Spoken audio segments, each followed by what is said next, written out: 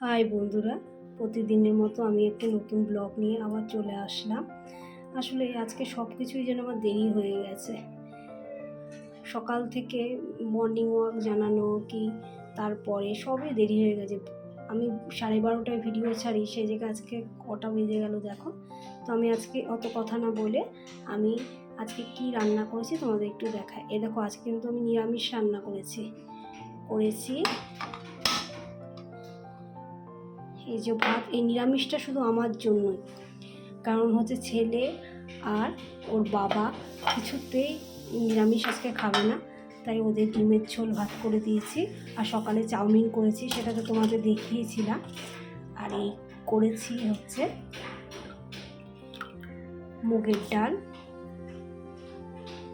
কুমড়ো দিয়ে। আমি কুমড়ো দিয়ে মুগের ডালটা খুব ভালোবাসি। আর করেছি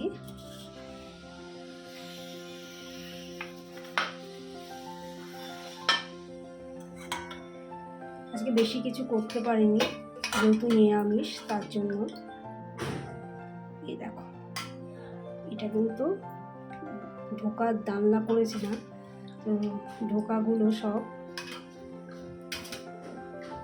মিশে গেছে তরকারির সাথে।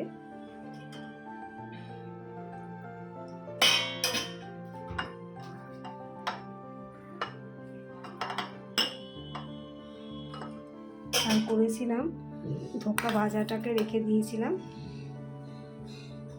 নাহলে এটাও পুরো গলে ক্ষীর হয়ে যেত। জানি না কেন এরকম হলো, বুঝতে পারলাম না, এই জন্য শুধু ডালনাটা ওখানে রেখেছি। আর এটাই তো, এইটা হচ্ছে আজকে আমার লাঞ্চের মেনু।